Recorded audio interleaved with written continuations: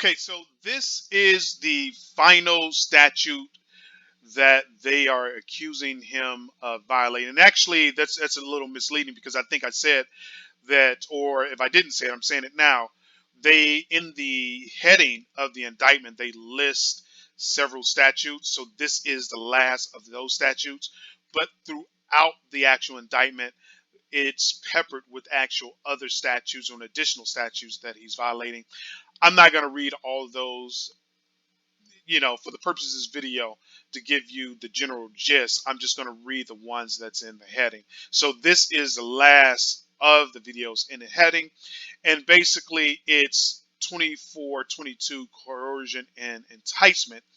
And basically we're going to read the entire thing, but I think in the actual document they only mention B, which is this section here. Let me just double check that right fast. Yeah, so in the actual title of the indictment, they mentioned 2422B, but we're going to read the whole thing for context. Okay, so basically 2422 is coercion and enticement. And A, whoever knowingly persuades, induces, entices, or coerces any individual to travel in interstate or foreign commerce or any territory or possession of the United States to engage in prostitution or any sexual activity for which any person can be charged with a criminal offense or attempts to do so shall be fined under this title or imprisoned not more than 20 years or both. Right? So Section A carries a possible fine and a possible imprisonment of 20 years. And B, it says whoever using the mail, any facility or means of interstate foreign commerce or within special maritime territorial jurisdiction of the United States knowingly persuade, induces, entices, or coerces an individual who has not attained the age of 18 years to engage in prostitution or any sexual activity for which a person can be charged with a criminal offense or attempts to do so shall be fined under this title and imprisoned not less than 10 years for life. Wow. So B carries a sentence, a minimum of 10 to a life sentence. And wow. So now I actually want to take a step back and actually look at something that really has nothing to do with R. Kelly. And we're going to talk about you because, online dating is a really big thing in this day and time. You can easily meet somebody online and you could, decide that you want to have sex with that person. And you may want them so bad that, you may want to pay their airfare and room and board for them to come out and spend some time with you. If you do that, you could possibly be indicted by the federal government because of this statute. Basically, it goes on to say, I'm just going to read the entire thing. Any person who knowingly persuades, induces, entices, or coerces any individual to travel in interstate or foreign commerce or any territory or possession of the United States to engage in prostitution. That's not what you're doing. You're not going to have that person come out so that you can put them on the street to make your money. So we're going to throw that out. But it says, or any sexual activity for which any person can be charged with a criminal offense. So here's the thing. Some states, and you know what, I actually should do my research before I say this. So I'm not going to say that it's official, but I believe some states, and please correct me if I'm wrong, leave comments below, but I believe some states have laws against fornication, which basically means some states prohibits you from having sex outside of marriage. And if you're living in one of those particular states that doesn't allow you to have sex outside of marriage, then bam, before you know it, you're in federal court over, coercion and enticement. And to me, this is actually kind of crazy. Actually, there's a video of Greenberg talking about this.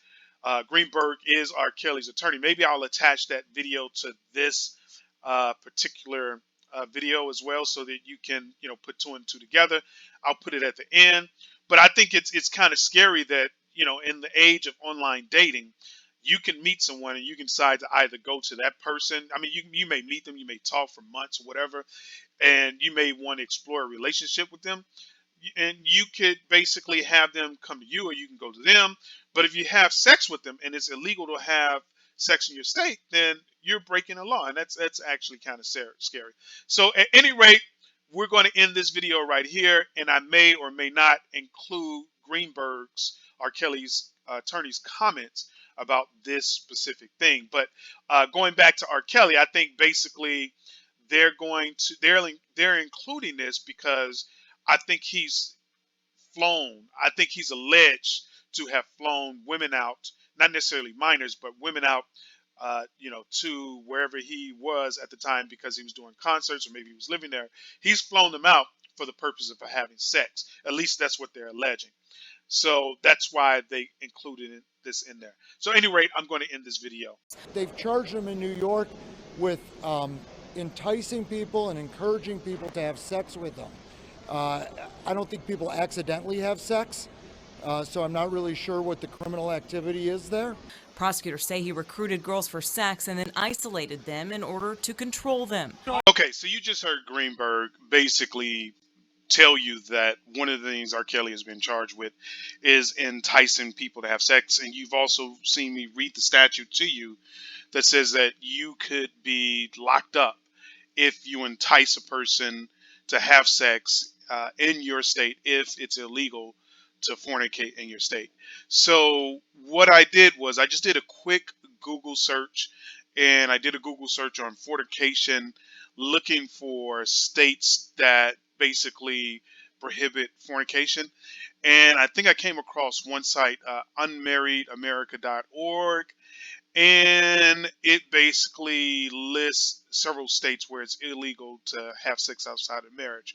And it basically says 7 states in the District of Columbia make it a crime for a man or a woman to engage in consensual intercourse in private. Idaho, Massachusetts, Minnesota, South Carolina, Utah, Virginia, West Virginia, and DC fall into this category. And I'm actually surprised that DC is like one of those places because I don't know. I mean, it just seems like it's obviously where the White House is, and you think that they would probably appreciate personal freedom. But yeah, it looks, according to this website, you can't have consensual sex. So me personally, I believe no one is actually enforcing these laws. And how would you find out? Like, how would you know if a person fornicate? I mean, do you see a man and woman go into their private residence and like spend a night, and then you just assume that they have sex, and then you have a trial? Like, how do you know? Like, how does something like this gets prosecuted? Me personally, I think these are insane, outdated laws, and they need to be thrown out.